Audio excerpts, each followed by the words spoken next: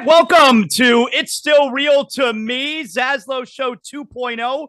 Every Saturday, we cover the hottest stories, a recap of the week that was in the world of pro wrestling. Of course, I'm Jonathan Zaslow. My pal is Joey Levine. Joey, we're getting really good response, I think, to the first. This is the third weekend of It's Still Real to Me, and I could tell you, I'm getting a really good response. How you doing today? You all right? It's early this morning. You good? Yeah, we're doing it. It's a little bit early, but It's early. it's a little early. But you know what? You sent me one of those reviews where someone gave me a little bit of praise. It made me feel good about myself. So I appreciate you guys out there. I really, it feels good that the Zaslow Show fans like the show. And yeah, it is early. So all I've been doing all morning is trying to figure out which superstar / professional wrestler's name will I forget this week. Will it be Liv Morgan? Will it be Solo Sikoa? Will it be somebody else? We'll find out. So here's what we're doing this week, all right? And love everyone's support. Of course, everything related to Zaslow Show 2.0 is brought to us by the title sponsor, Anidjar and Levine Accident Attorneys.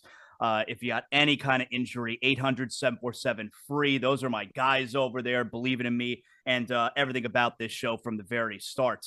And we got some more sponsors, by the way, coming real soon, Joey. All right, this thing is growing, Zaslow Show 2.0, and that also means It's Still Real to Me is growing. So here's what we got, though. If you're listening right now or you're watching on the YouTube, we're going to recap the week in pro wrestling, and we're leading up to AEW Full Gear tonight, which is exciting.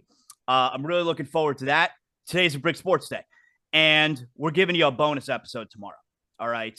That's one of the things I really like about, doing Zaslow Show 2.0 here, Joey, is, like, I'm totally in charge, obviously, and let's do an extra show tomorrow because today we'll react to the week in pro wrestling like normal, and tomorrow morning we'll do an AEW Full Gear recap. So this is a big week for us.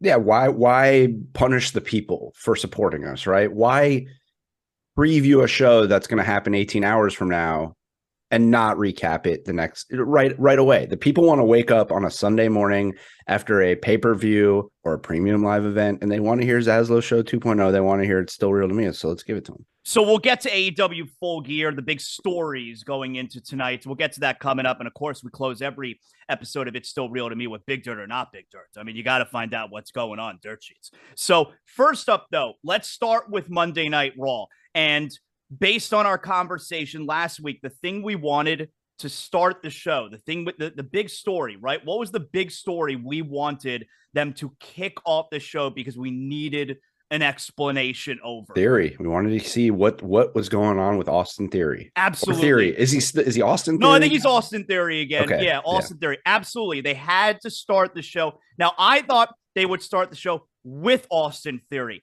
It's just as well the way they did it. They started with Rollins, okay? And Rollins addressed, a stupid kid, trying to cash in on me, So Theory was addressed in the opening segment, which, of course, led to Mustafa Ali and Bobby Lashley. Bobby Lashley reasserting he's a heel. He's a full-blown heel now, okay? But they started off the show with Rollins, Theory, and getting a little bit of that. And of course, late in the show, we were able to hear from Theory. But first hour of Raw, I think the big takeaway, the big story, right, is we're not getting a traditional Survivor Series match, which, by the way, I don't think we're getting any traditional Survivor Series matches. No, we're getting AJ versus Finn one-on-one, which, Joey, I got to tell you, for me, that's the way to go.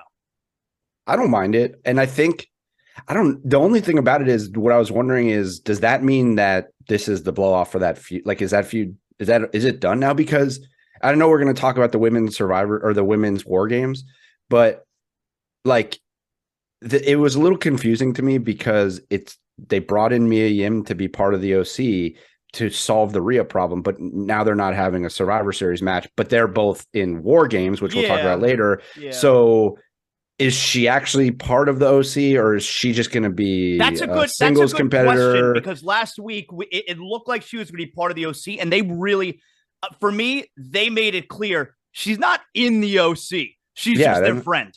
Yeah, I actually think I don't want to go too far ahead. I actually think they're setting her up to do something with Bayley, it looks like, but I don't know.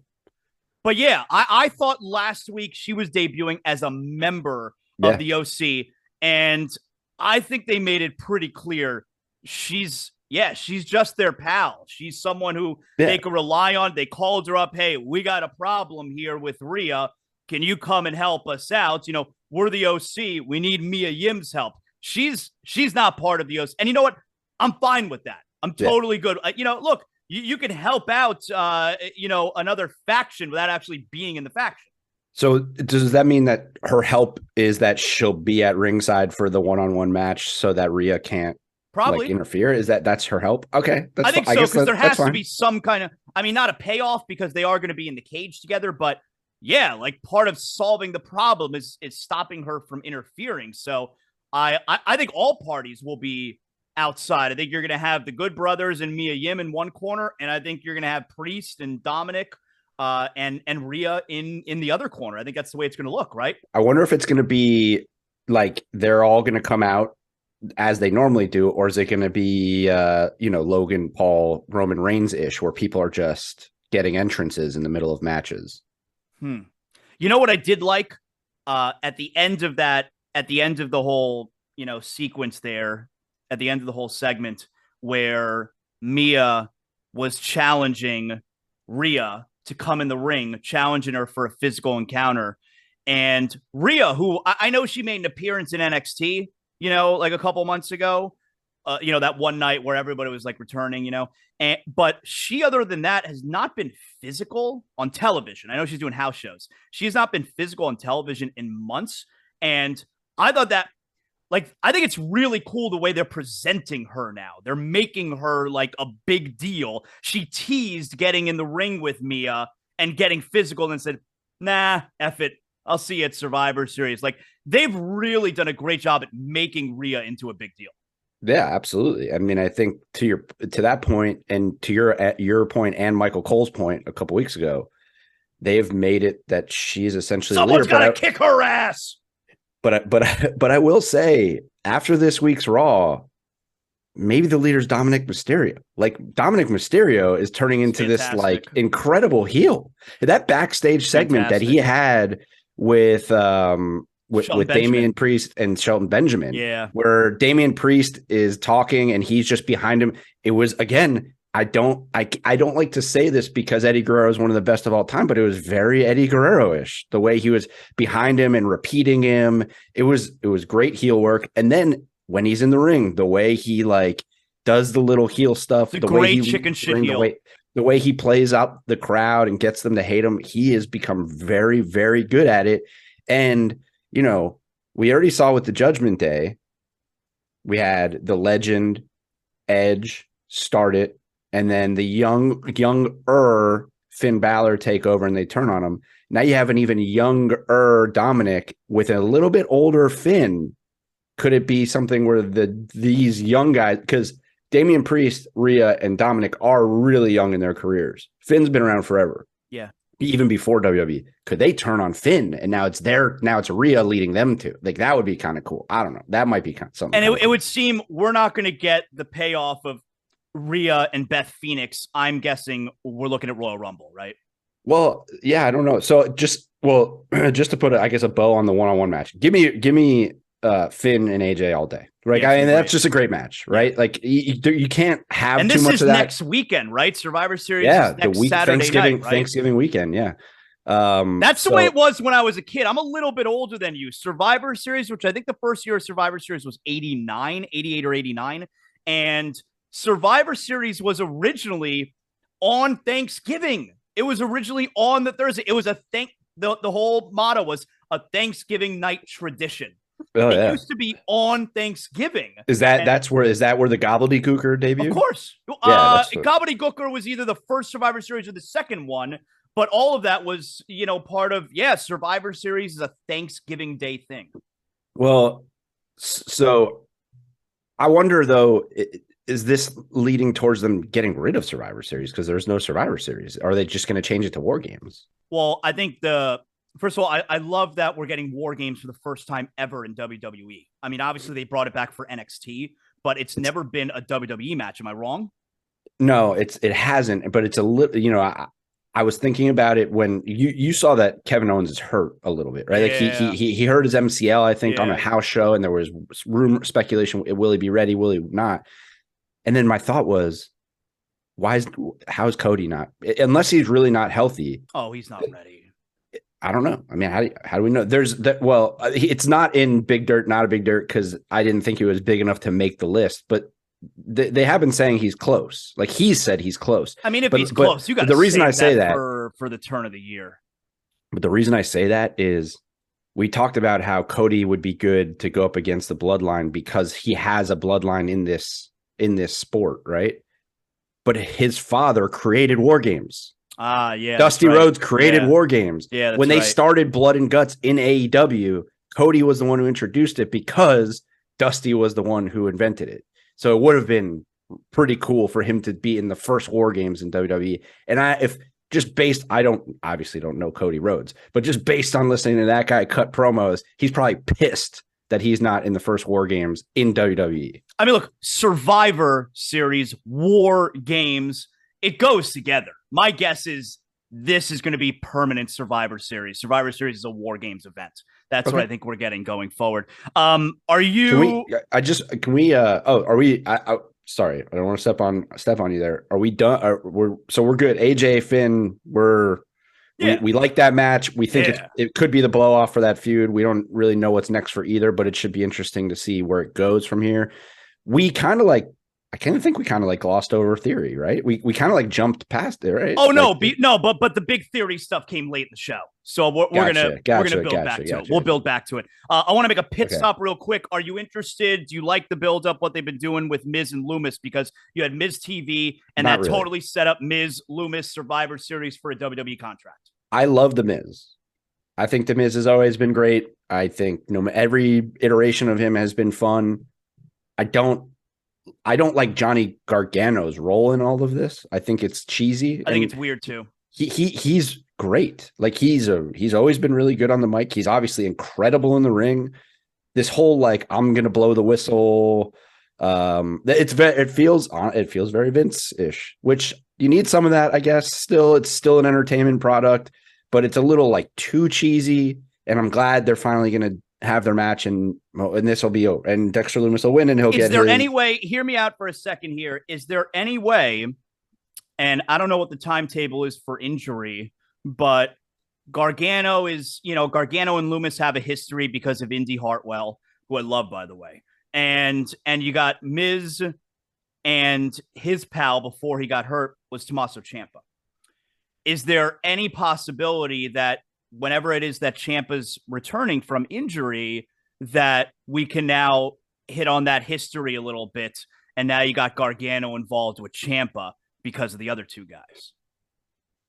Sure. I mean, I think ideally, as much as Ciampa and Gargano can work together on the main roster, that is what you want. Those guys, whether it's as a tag team or feuding, I mean, the stuff they did, the matches, for those of you listening, if you haven't seen Gargano and Ciampa's I think it was their last man standing match in NXT, that was one of their final matches, or any of their matches in NXT that were one-on-one, you missed incredible wrestling. It's probably the all-time greatest NXT feud, right? Yeah, it's up there. I mean, there was some early day, when KO first came in, and Nakamura had one of the greatest matches I've ever seen in NXT when he won the title. And then even if you go back, Cesaro, Sami Zayn, best of 3 falls was one of the greatest matches of all time. But in terms of overall feuds, why? Because they're real life best friends, right? It's why Sami and KO is such a compelling thing when it was in NXT and on the main roster. There's everybody who watches knows they're real life best friends. So yeah, do it on the main roster too. And it could happen with or without the Miz, by the way.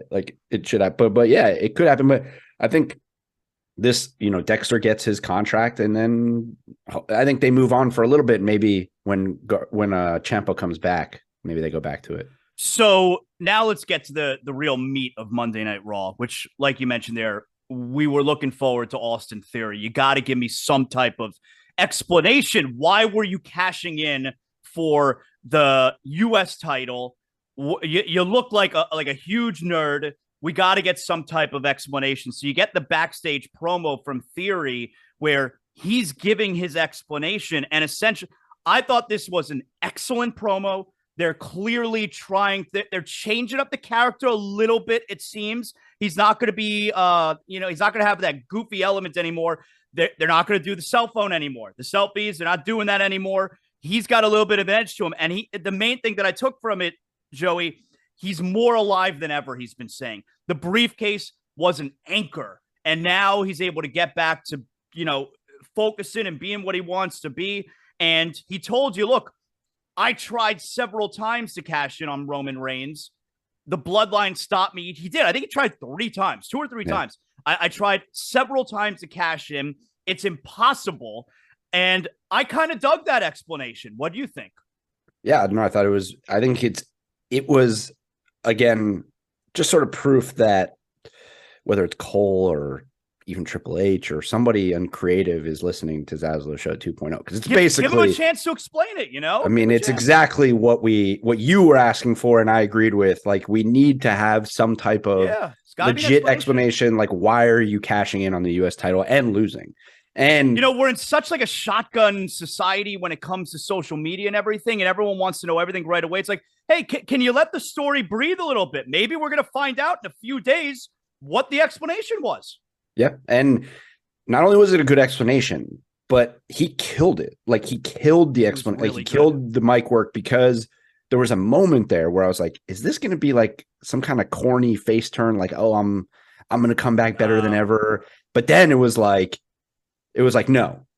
Everyone's holding me down. I'm not the kid anymore, and you're going to find out. And then your boy comes in, Dolph, and then we get that, which is always good when we can get a little bit of Dolph.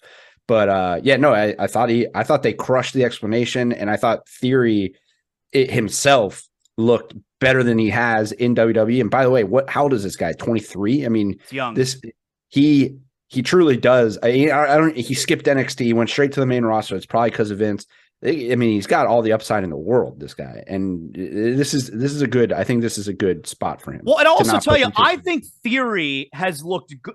You got to think about how many different roles they've had Theory play over the last, I think it's 3+ years. Okay.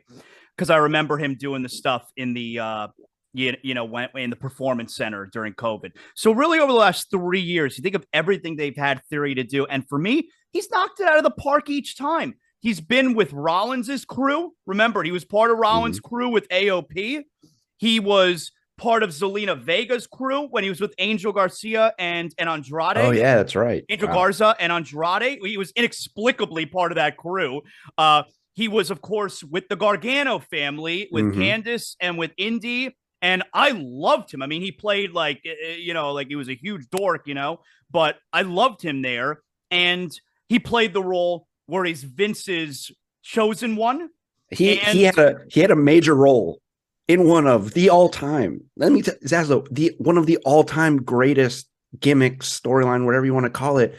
And we still want to know. Everyone still wants to know, where's the egg? Where is the egg? And Theory had a huge role. You remember this, right? Mm-hmm. Where is the egg? Yep. When The Rock, what movie was that? Where what movie was it? Was it Hidden was it a National Treasure? No, it was a movie with. Was it a movie with The Rock? Yeah, it was The Rock, and there was like an egg. And what? Vince, right. Remember Vince shows up to the arena. Yeah, everyone, why is Vince here? Gets into the limo. Yeah, and everyone's cheering because Vince has the egg, and then the egg gets stolen. And somebody Theory at was Zaslow right in the middle Show of on it. Twitter. You hit me up at Zaslow Show. What movie Can I tell was you, that egg from? My 4-year-old niece, every time I talk to her, she still wants to know where the egg is. So Theory goes down in history. Theory's for the kid. And now he's got this role. Like, they've had him do a lot of different things. And look, if you hate him, I know there's a lot of people hate him. If you hate him, the same thing with Dominic, man. He's doing his freaking job then. Like, it's really good. No, Dominic, if you hate him, it's really good. 100%. Well, there's two that I think we're going to get to it in Raw. There are two people right now that I actually genuinely hate, and you should hate them, but I don't hate them because they're good heels. I just hate them. But yeah. So, and finally, I want to touch on, so you had a great match with Theory and Ziggler, but the story was Theory goes crazy. He's got a super edge to him. He wants to beat the shit out of Ziggler, beat the shit out of anyone. I did like in the setup to the match, Ziggler referencing, I love callbacks, man. And they've been doing more and more of this since Triple H took over. And Theory referencing how he had the greatest cash in ever. Yeah. You know, yeah. you blew because it. it was. It and genuinely was. Well, look, for me, it was up there. It was up there. It used to be number one. Rollins is the greatest ever. It was number one until Rollins. Well, so that's true. It like context wise, like what it meant, yes. But pop wise, never better than Dolph. The pop that Dolph got when he cashed in, it's one of the greatest ever. And it was on a Raw, and that crowd was so. It was Raw after Mania in New York. Yeah, right? and it was Raw after Mania, and people. It was because we were waiting almost a year. It was D-Bry before D-Bry, right? It was like the crowd wanted Dolph so bad. They were begging for Dolph. Like there's guys that cashed in, like Rollins. It's like Rollins comes to the main roster.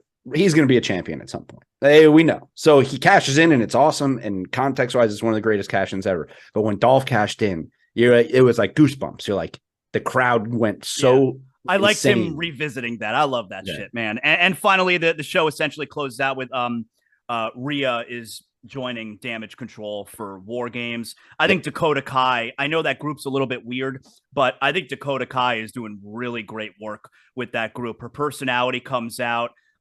She's kind of like, she's sneaky. I think she does a real good job showing that she's like the sneaky one.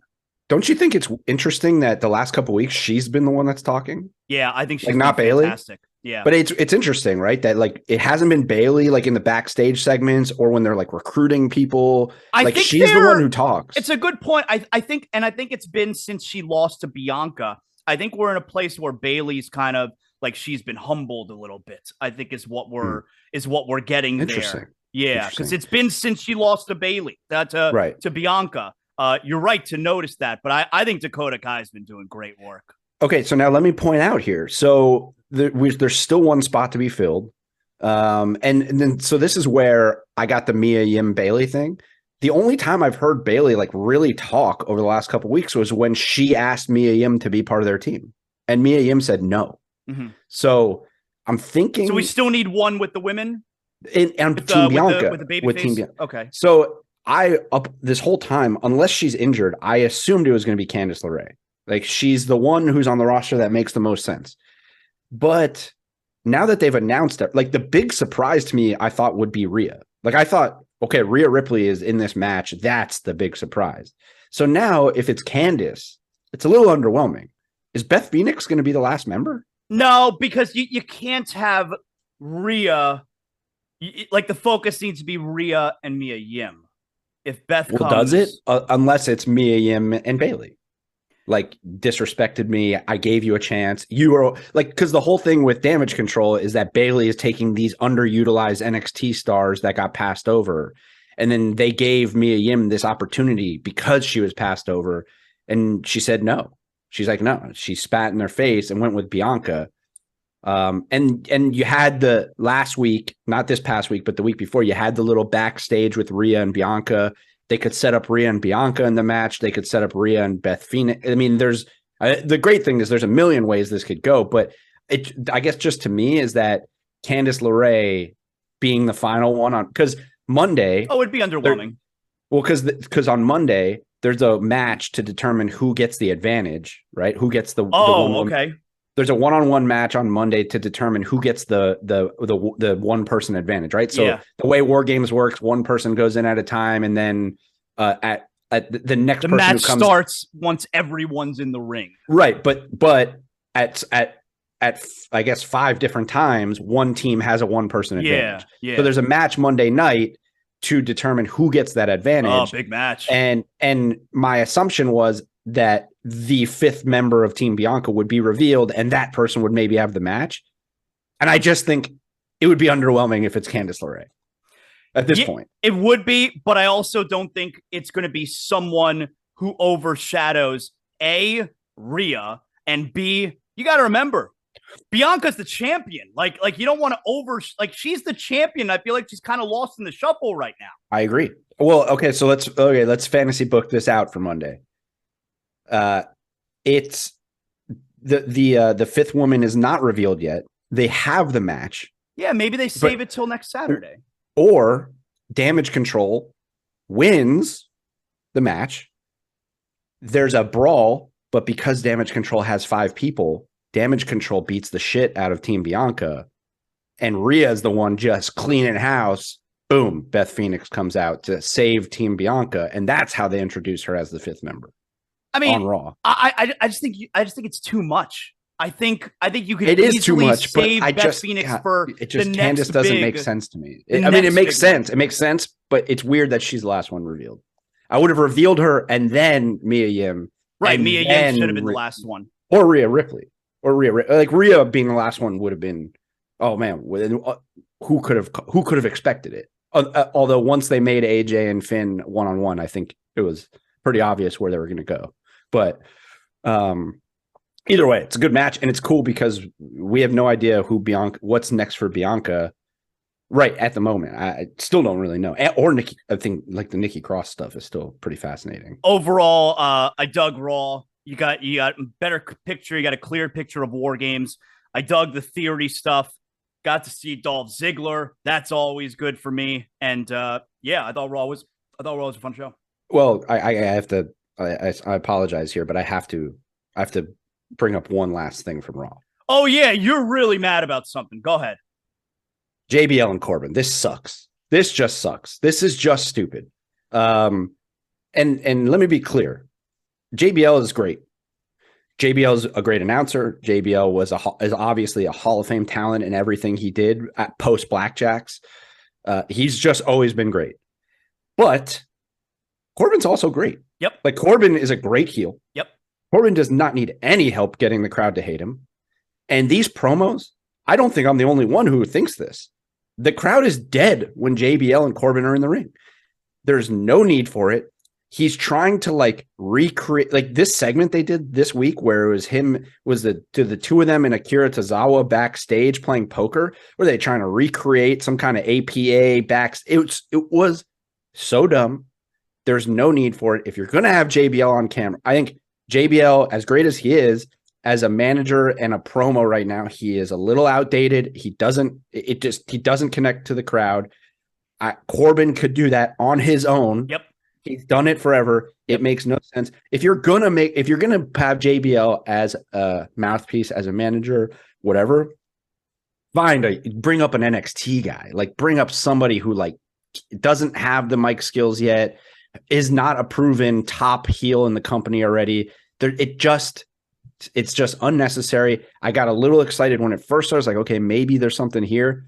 But these past couple weeks, it to me has been just a waste. I didn't like it from the get-go. Once JBL, the whole angle that they're going with there is Baron Corbin is a modern day wrestling god. What the hell? What does that even mean? Like, why is he a wrestling god? He's never been the champion. Why is he? JBL's a wrestling god. JBL's a wrestling god. Oh, is that what he was? That was his gimmick. Okay, so he's now the modern day wrestling. Yeah, so like when JBL became John Bradshaw, like when he became JBL, he was calling himself wrestling god. Yeah, he's a wrestling god.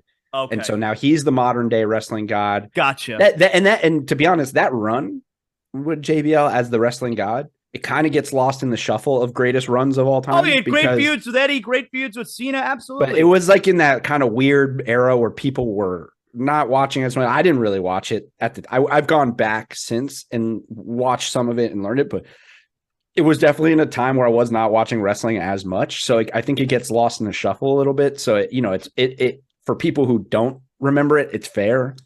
He was great in that role. He was a great heel. But again, Corbin, and I have another bone to pick with Corbin. Can we do something with the ring gear? His ring gear sucks right now. like he's had like one of my favorite all-time gimmicks, not just Corbin, just anybody, was Constable Corbin. I love Constable Corbin. I love the name. I love him going out in the ring and basically wrestling in a full 3-piece suit. Yep, he's got the 3-piece. It was awesome. Now he's wearing like this weird. What about Sad Corbin, where he's wearing the beater and he's got the mustard stain? Love it. Loved Sad Corbin. I thought Sad Corbin. Most things like when he was in NXT and he was the lone wolf and he had like the long hair, but it was clearly like very much balding. Yeah, and it just looked gross. I didn't like that look.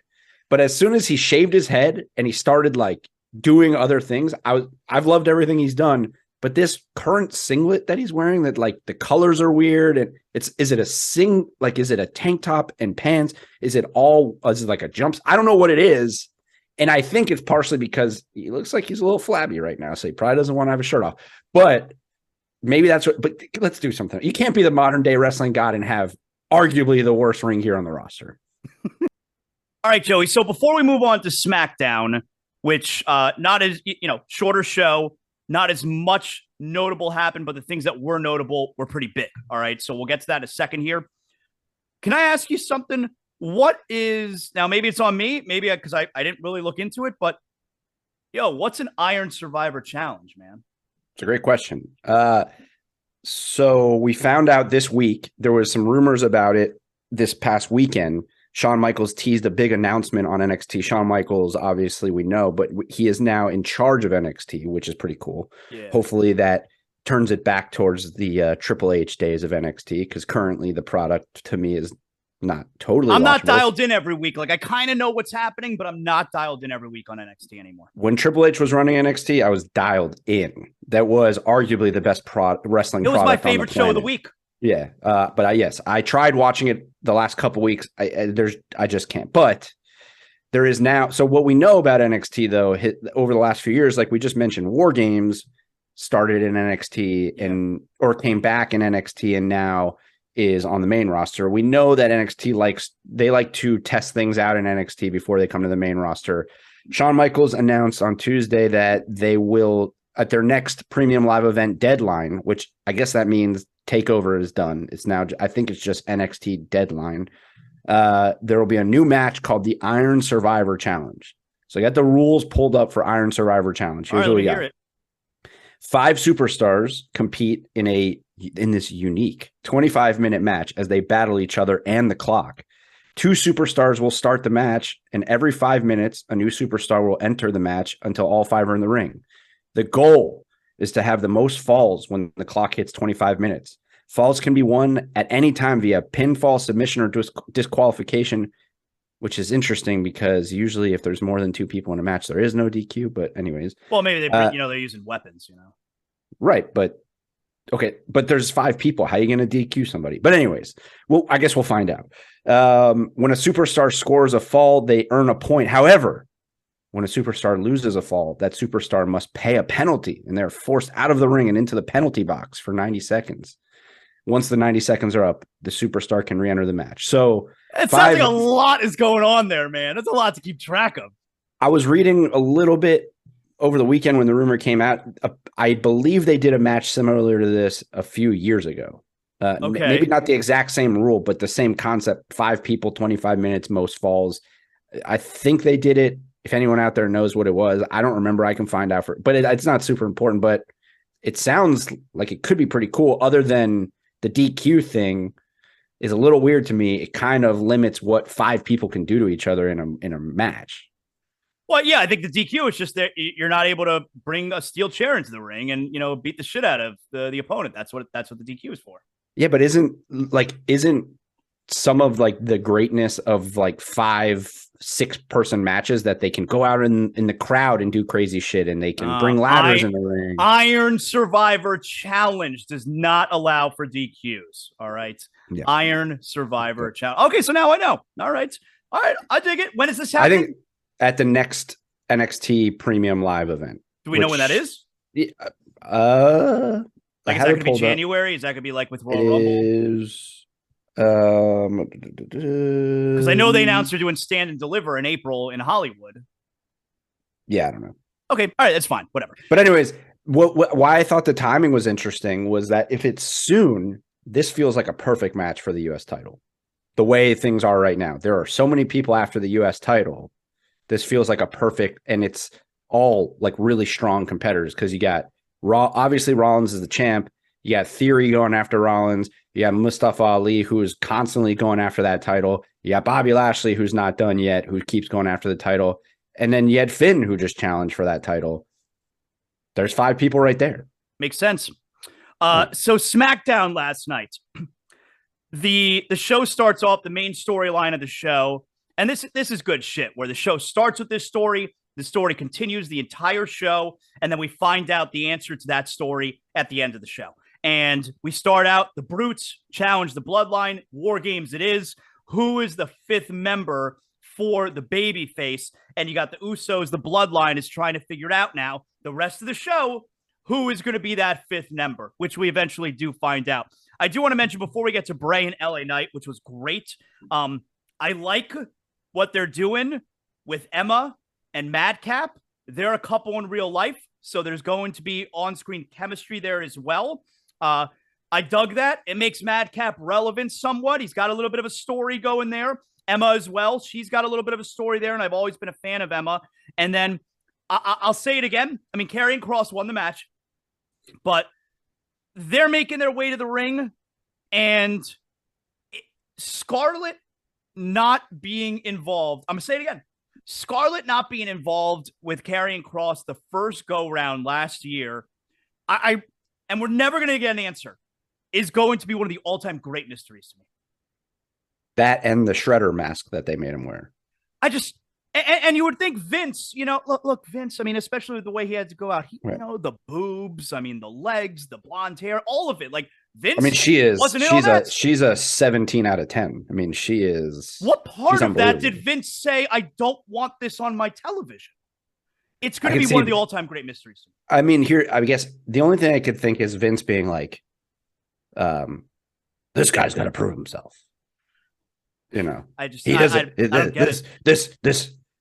I don't need this broad taking the attention from my star. Let him prove himself.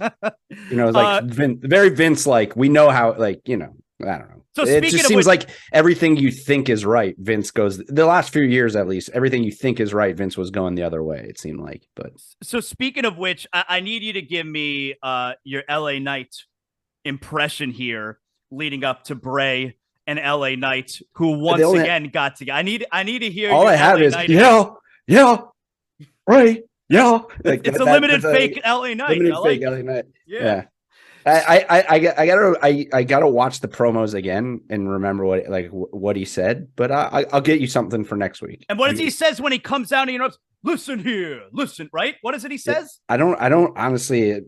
I'm drawing a blank on it too, but this one was. I love him. All I know is when he was in NXT, he like called himself the superstar, or he called him like Hollywood. I don't know. He has a few gimmicks, but no, he's incredible. I think we got to see it again 2 weeks in a row. I think everybody loved random Bray LA Knight interaction backstage last week.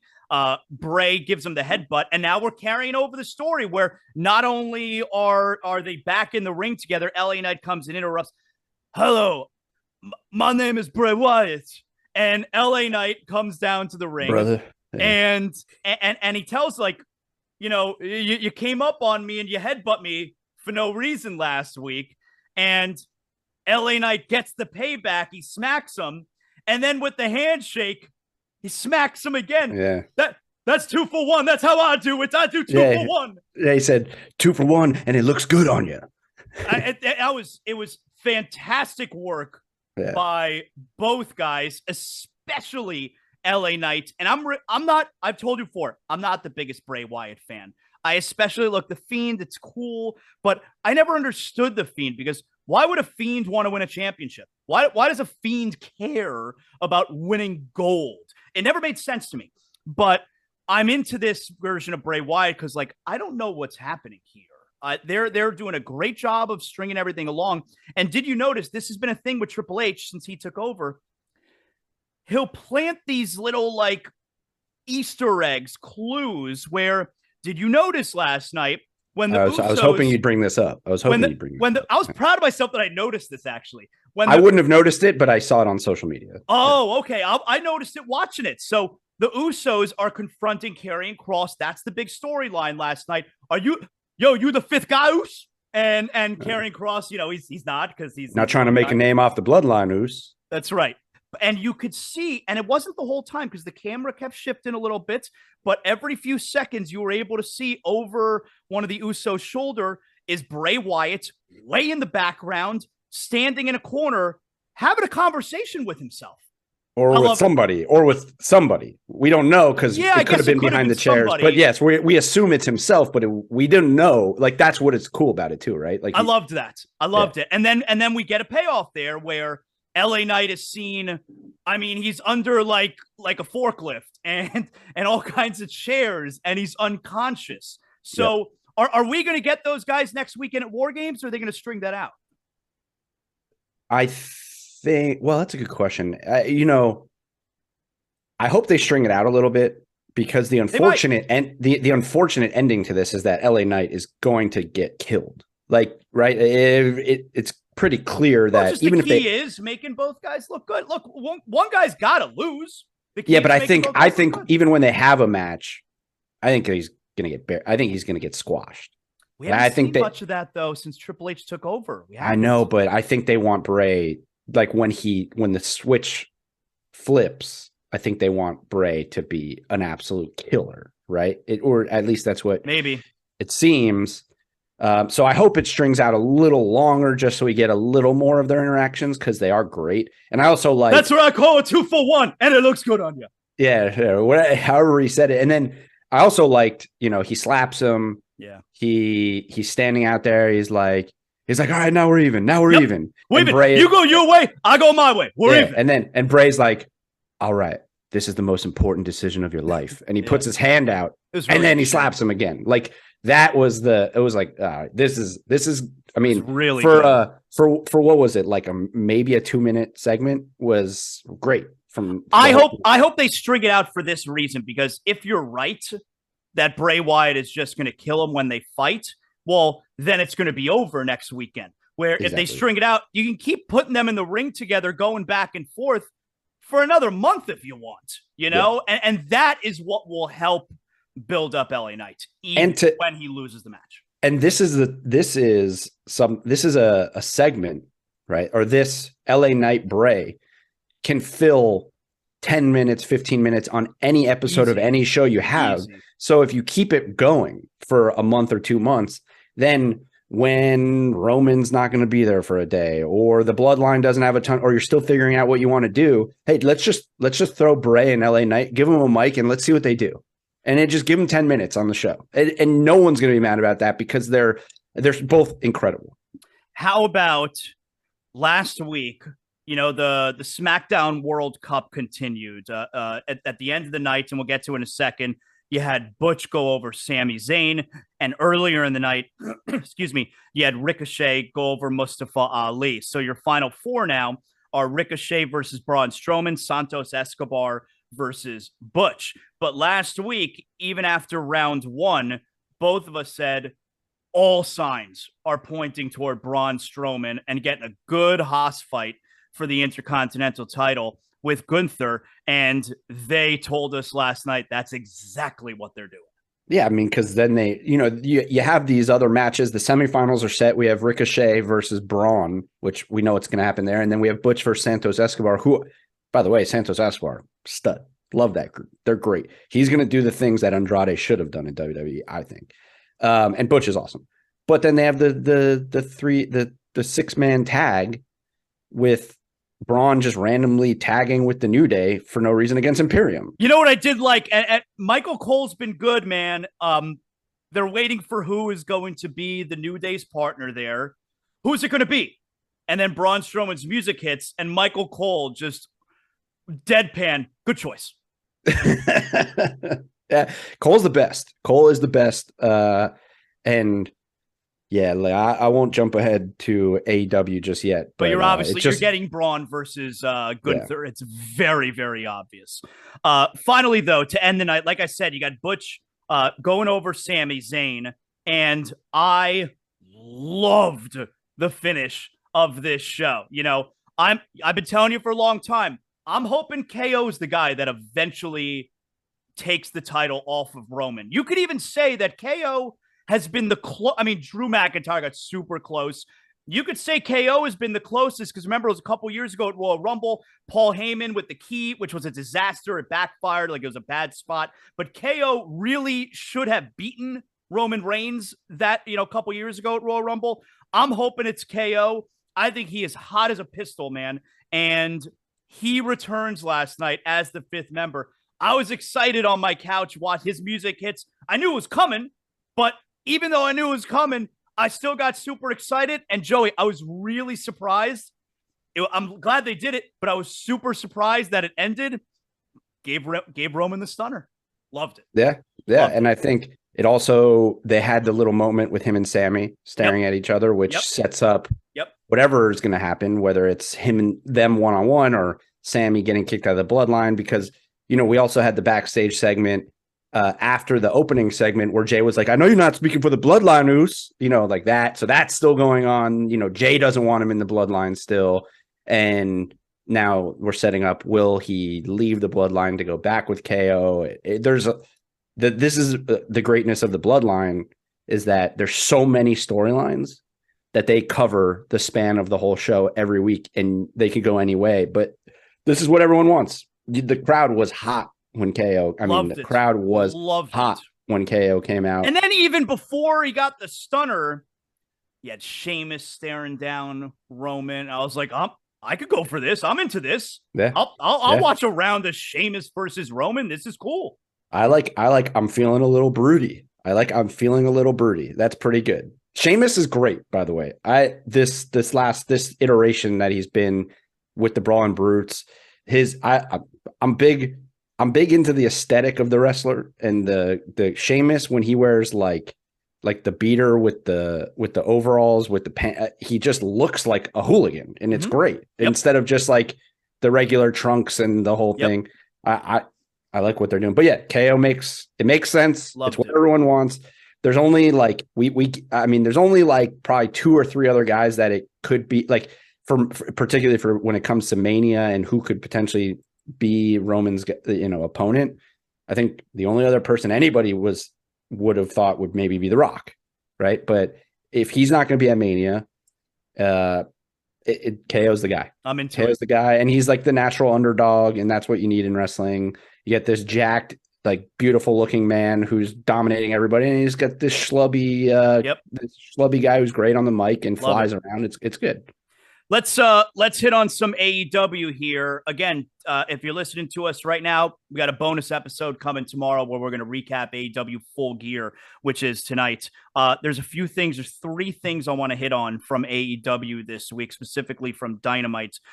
Number 1, fighting tonight, you got Britt Baker and Saraya is making her return in the ring. I'm really interested to see what she looks like, but I really think the wrestlers and probably Tony Khan were taken for a swerve when it was last week where you had Britt and Saraya doing the promo. Saraya was very clearly the heel based on the crowd. And I don't think that's what they expected or maybe even wanted. Saraya was not getting a great response. And I like that the crowd went that direction because, look, you got to differentiate between the 2 shows, between the 2 promotions. You're a WWE person. This is AEW, all right? We're cheering for our homegrown girl here. You're not AEW. You're the heel. And even this week, I thought Britt once again cut a fire promo. Killed it. Just a fire promo. And I go into time like, she better win tonight, Britt Baker. And I don't believe she will. And it was a face promo. Yep. Like it was a good guy promo that Britt cut backstage. Oh, yeah. I know you recovered from addiction. I know you've done a lot. I know this. I respect you, but I built this place. Like that's not a heel thing. That's, hey, this is my house. And then when Saraya did her backstage thing, it was like, I'm sick of talking. I just want to fight. Well, all right. Well, I'm concerned with it. I do not believe Britt Baker wins tonight. And I think it's a major mistake for her.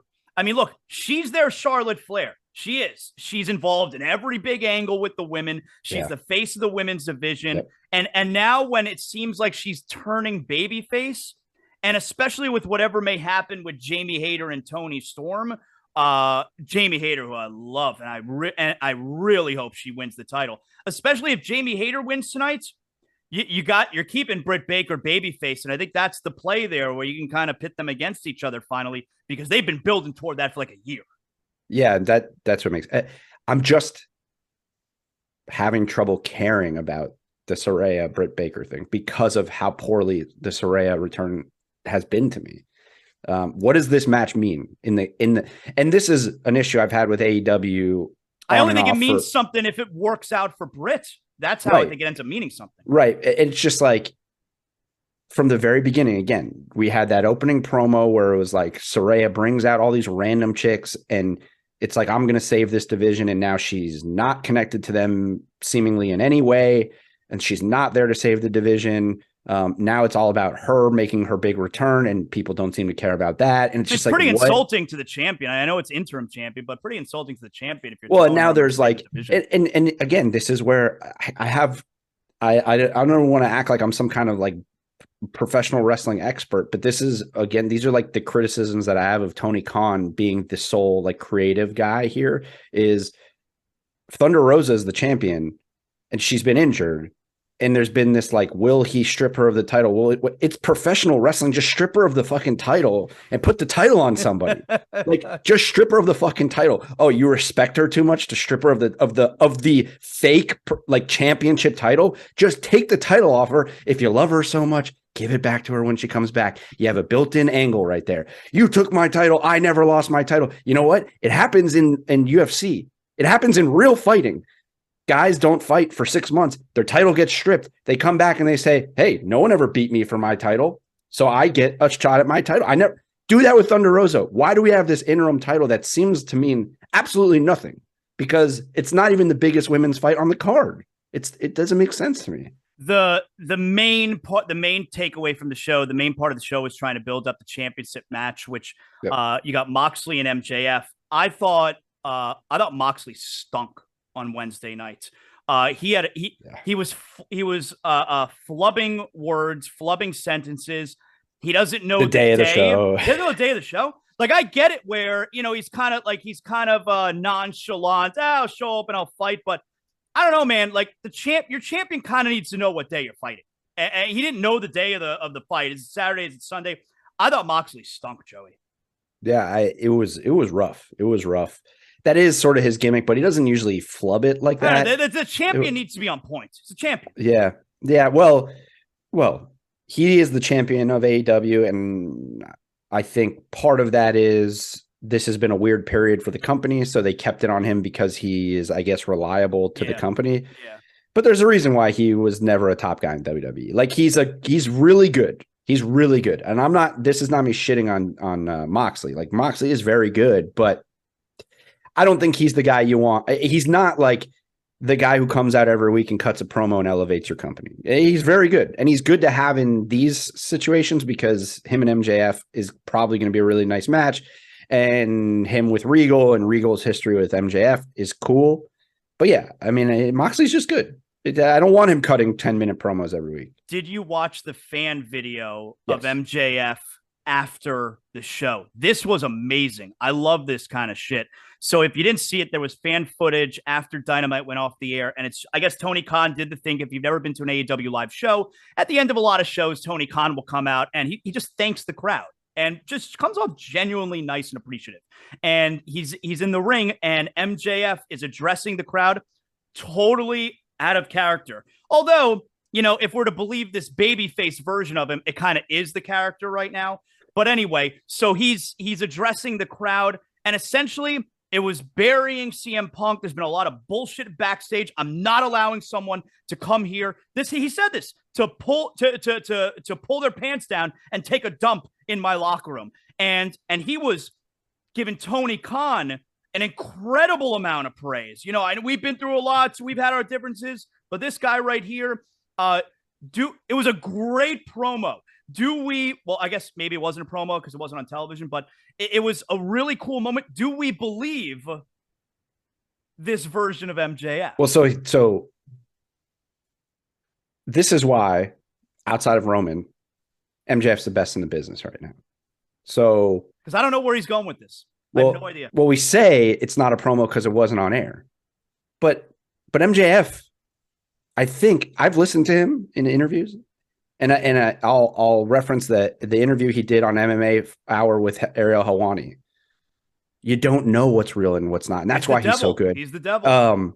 And here's the thing. He is so smart about the business that he cuts that promo knowing it's going to be shot by a million people. And so while under normal circumstances, you'd be like, oh, the show's off the air. So what they're saying is a little bit, most guys would be like pandering to the crowd and it would be real. And you'd be like, oh, what he said is like the real him.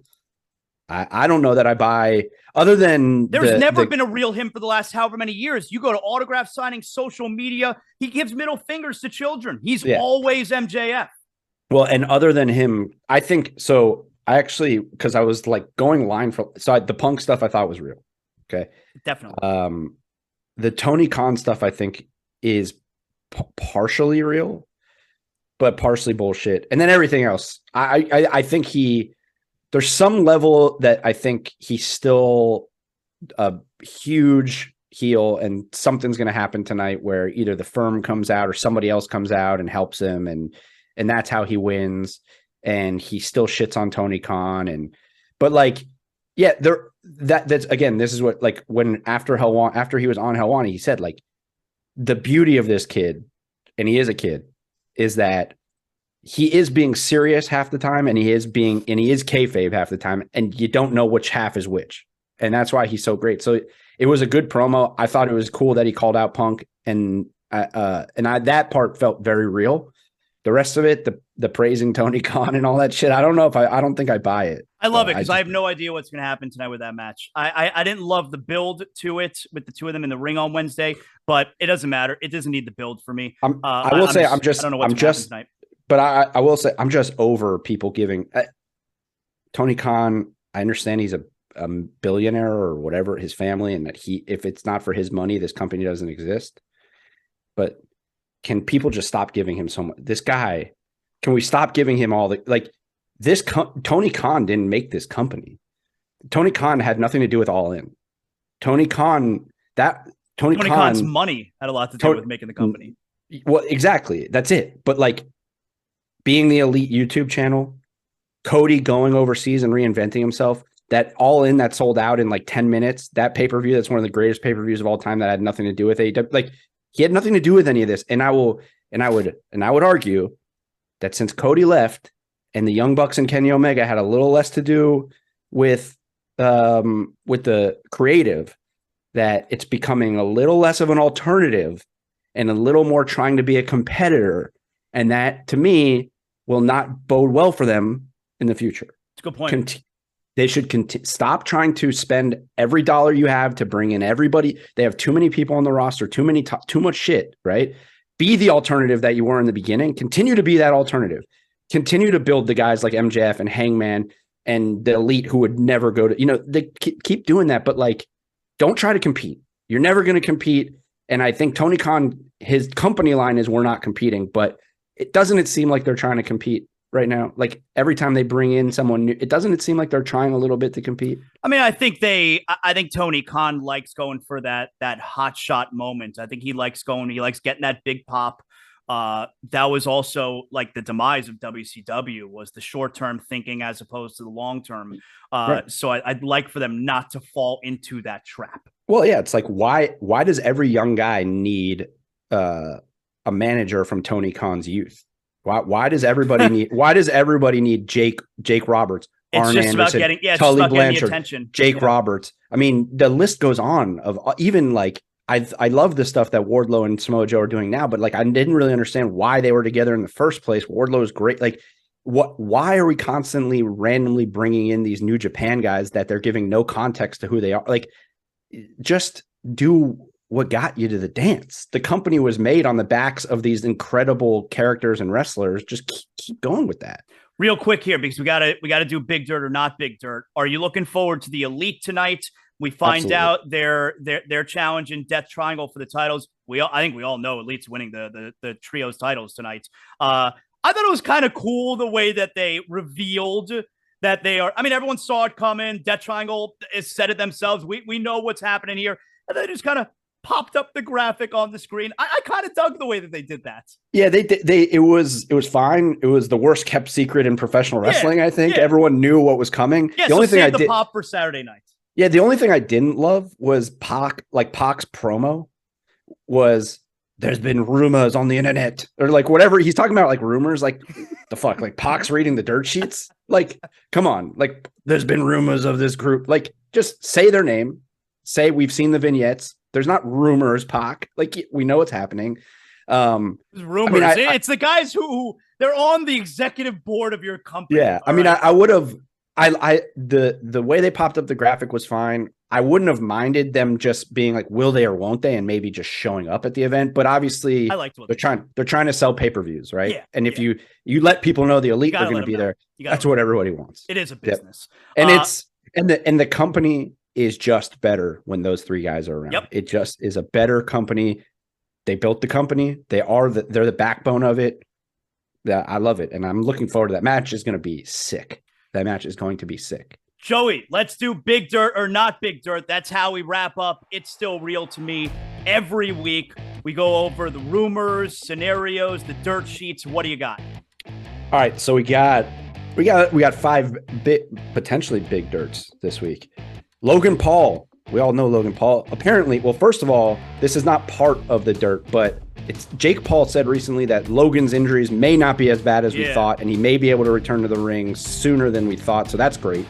He also said on his podcast that he has contacted Triple H about a match with John Cena at WrestleMania. Big dirt or not a big dirt? This is big dirt. Can you imagine? Now it's WrestleMania Hollywood, all right?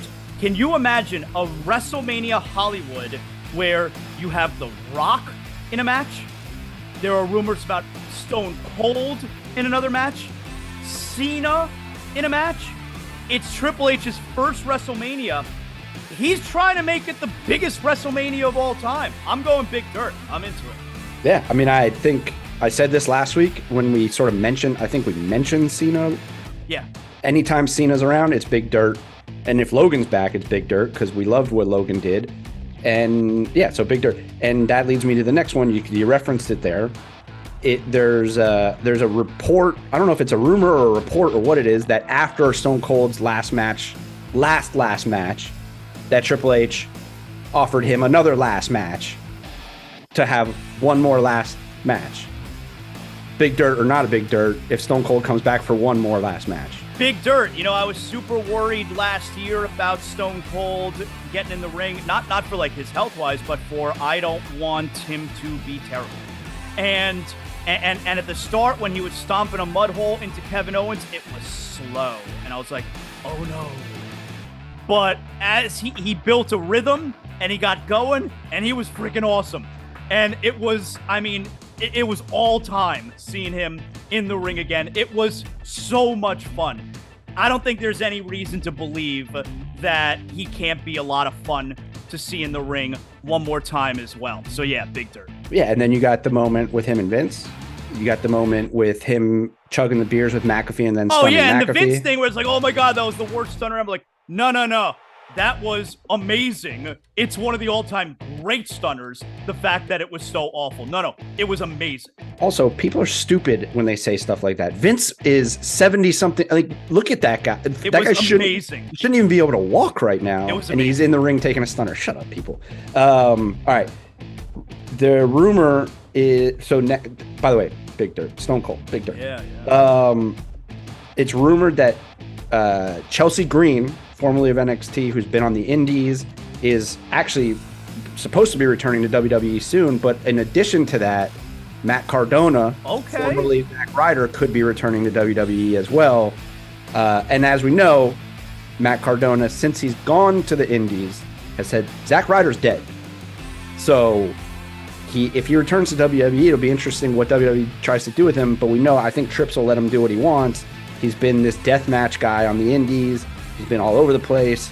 Big dirt or not a big dirt if Matt Cardona comes back. Because if Chelsea Green comes back, that's cool. But if Zack Ryder, a.k.a. Matt Cardona, comes back, big dirt, not big dirt. I'm going big dirt. I've always liked Chelsea Green. She was like that hot mess character right before she was leaving, you know? I kind of dug that. So I like Chelsea Green. And while I know everything that's going on with Matt Cardona, I haven't watched any of Matt Cardona, so I'm interested in seeing what he looks like as this new character, and he seems to be a disruptor. He knows how to handle social media and all that and gain tons of attention. I'm going Big Dirt there. I'd be interested in seeing this version of him in WWE.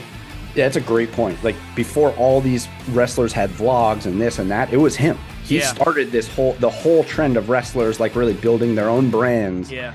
When they have a shitty gimmick and just go on his social media and be like, I'm going to do it here. And that would be great. Another one that AEW just dropped the ball, man. He was in AEW for like 2 weeks when he got cut. Yeah, because he showed up. I think he helped Cody out in a feud. He looked incredible. It was like, oh, this is going to be good. And then was he Matt Cardona? Yeah, he came in as Matt Cardona. Maybe he just didn't want to be there. Maybe he got a better offer from wherever. Because I think he's bounced around. He was in Impact. He was in GCW, which is where he started doing the death matches. Now I think he's in NWA. But he's all over the place. Yeah, I saw he lost in the title match, the NWA title match last week. I saw that. To Tyrus, by the way. Well, they gotta get that title on Fox News. Come on. Yeah, well, the Funkasaurus brings the title to Fox Nation, right? That's right. So, yep. But yeah, I'd say semi big dirt if they just let him do his thing. Just let him do his thing, and then it's big dirt. All right, last two for you. All right, we talked about Carl Anderson. Right, and how they started referencing New Japan on the broadcast, and how he has the never open weight title. Yeah, and which is pretty cool, right? So he was on Corey Graves' podcast After the Bell, and he confirmed to Corey Graves that he will defend the IWGP never open weight title on his time. And what I also thought was interesting, the more interesting line to me was that within it, he referenced that he's in constant communication with Rocky Romero, who is like the liaison between the American fighters and New Japan. Why that's interesting is because Rocky Romero is a pretty regular face on AEW. He's on AEW with the Best Friends and Orange Cassidy a lot. So it's interesting on a WWE podcast. He's in WWE. He's going to defend New Japan, but he's also talking to Rocky Romero, who's also in AEW. Like, the lines are getting blurred a lot here, but big dirt or not a big dirt, Carl Anderson is basically still a member of New Japan while he's on the WWE roster. I'm going not big dirt because while I think that stuff is kind of cool, the WWE audience, especially the live audience, they don't know about any of that kind of stuff. Like if one of these guys from New Japan were to show up in WWE, I mean, it'd be met with crickets. Now, maybe some people on television would know, but like that crowd in the house, it'd be met with crickets. I actually think it's big dirt because all of him being allowed to even say this stuff, to me, is Triple H pulling down his pants and taking a dump in MJF's house. And not necessarily MJF's house, Tony Khan's house, because Tony Khan thinks they're the only ones with a relationship with New Japan. And Triple H is like, well, if I want to have a relationship with New Japan, I'll have a relationship with whoever I want. All right, last one. Apparently, Sasha Banks has filed trademarks for the names Statement Maker, Mercedes Moné, Monet Talks, and Bank Monet. So the question is, does that mean she's not coming back to WWE, right? Like if she's trademarking these names, big dirt, not a big dirt, Sasha Banks trademarking a bunch of other gimmicks. I think it means she's not coming back, but I would also go not big dirt because I'm so over Sasha Banks. Look, she's a great wrestler, all right, but she's incredible heel, but it's always drama. It's always something, you know? She's extra, right? There's always something with her. Like, she's not Hulk Hogan. She's not Stone Cold. She's not The Rock. I don't think she's worth the trouble. She's so extra. There's always something. I'm over Sasha Banks. We're never going to have Snoop again. We're just not going to have Snoop doing I'm over her. I'm over her. Yeah. But she's great. They need her. She is great. But she is great. She is great, but I'm over her. Right. Joey, this was an excellent episode. I'm looking forward to tonight, man. How much I got to plunk down for this? Is this $59.99? What am I paying tonight? I don't know what they are these days. I don't honestly, I don't Whatever remember. Whatever it is, here is my wallet. You give me back how much money I'm allowed to keep. I'm buying it. Absolutely. So we're going to do another show tomorrow morning, and we'll do a recap show to AEW Full Gear, right? Yes, sir. Awesome. Good job, Joey. Make sure you're tuning in tomorrow morning. We'll talk to you then.